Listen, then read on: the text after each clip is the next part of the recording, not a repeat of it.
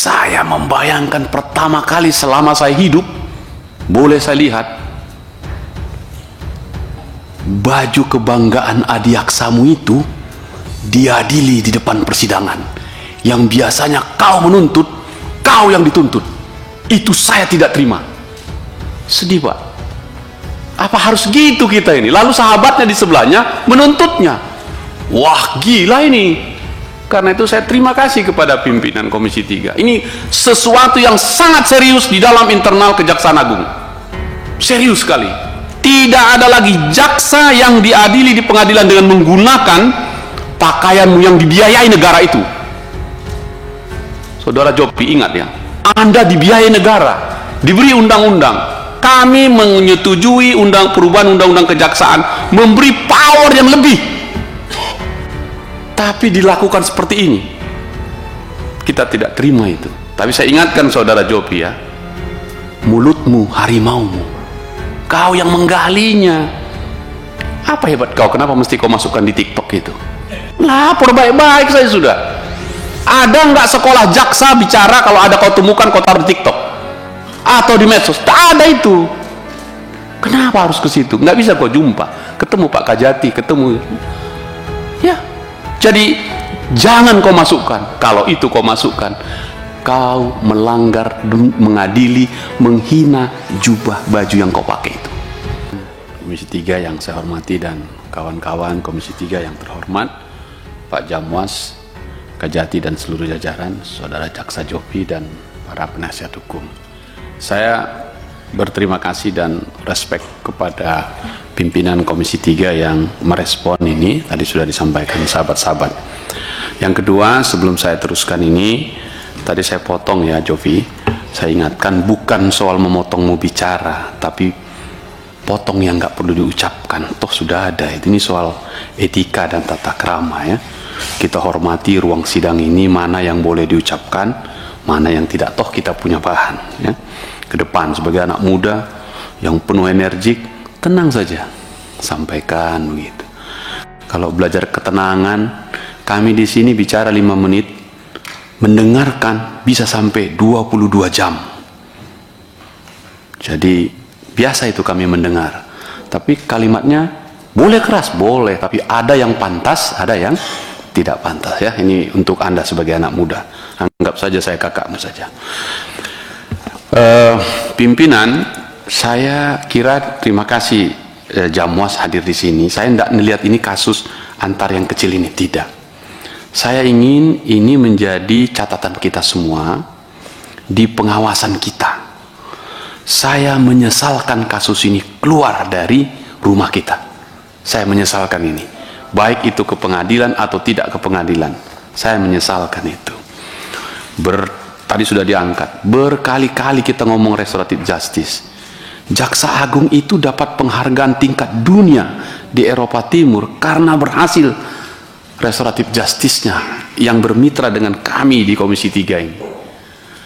Masa iya urusan kayak gini, dan bukan dalam konteks pidana atau kriminal yang sangat berbahaya, membahayakan negara. Ini urusan 2 anak muda saja kalau dilihat dari substansinya. Tapi dari rumah besar kejaksaan, saya setuju dengan pimpinan membuat RDPU ini. Apalagi tagline kita itu apa? Berakhlak, bangga melayani bangsa. Nah yang kita omong ini bukan akhlak. Sedih saya sebagai mitra ngelihat kasus ini, sedih sekali. Waktu kita habis bicara tentang bagaimana jaksa sebagai penuntut yang mengembalikan uang negara triliunan, itulah yang seharusnya kita tempatkan gitu. Dan saudara Jopi, Anda baru beberapa hari, kira-kira begitu ya, butuh kesabaran sedikit. Siapa tahu Anda punya masa depan yang baik. Menjaga diri jauh lebih baik daripada terus mengumbarnya. Media sosial itu sekarang dianggap menjadi seolah-olah maha benar dan maha berkuasa. Tadi sahabat-sahabat saya tadi bilang, semua kita keganggu masuk ke lini masa kita semua. Nah, itu poin pertama. Poin kedua, Pak Jamwas, pimpinan saya mengusulkan, saya tidak yakin kasus seperti ini satu-satunya.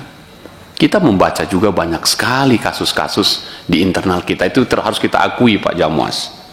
Ya, di Sumatera Utara pun Pak Kajati banyak kasus seperti ini. Masih ingat jaksa kita yang di Batubara setengah mati kita waktu itu.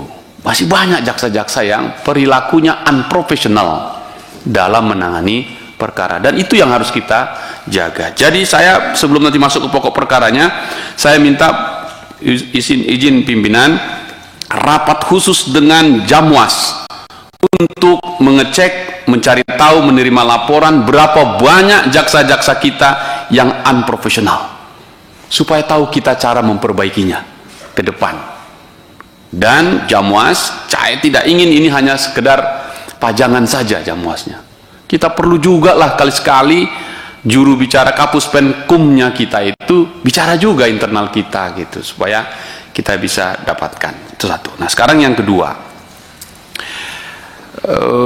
kalau saya ikuti tadi itu, baik yang dipaparkan Bung Jopi dan Pak Jaksa Tinggi ya, Pak Kajati udah jalan begitu, saya nggak suka baca substansinya, tapi saya membayangkan pertama kali selama saya hidup, boleh saya lihat baju kebanggaan adiaksamu itu diadili di depan persidangan, yang biasanya kau menuntut, kau yang dituntut. Itu saya tidak terima. Situ poinnya nih. Karena itu Pak Jamwas, Pak Kajati, berundinglah.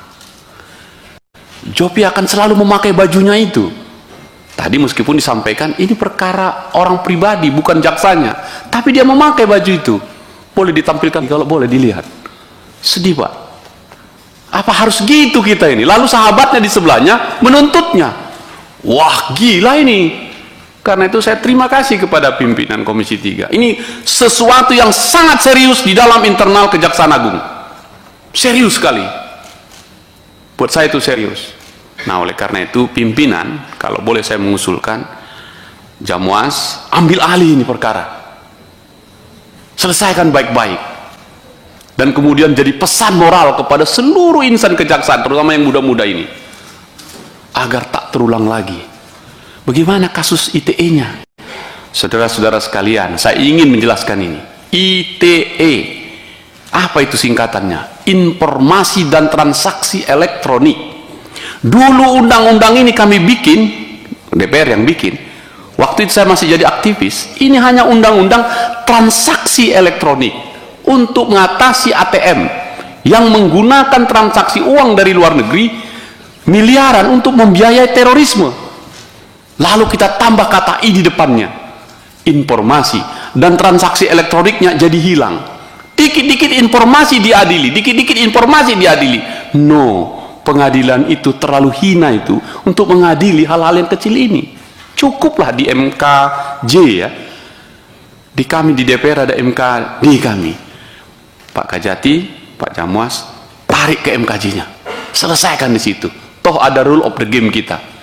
Sekali lagi saya lewat pimpinan saya minta Jamwas, tidak ada lagi jaksa yang diadili di pengadilan dengan menggunakan pakaianmu yang dibiayai negara itu.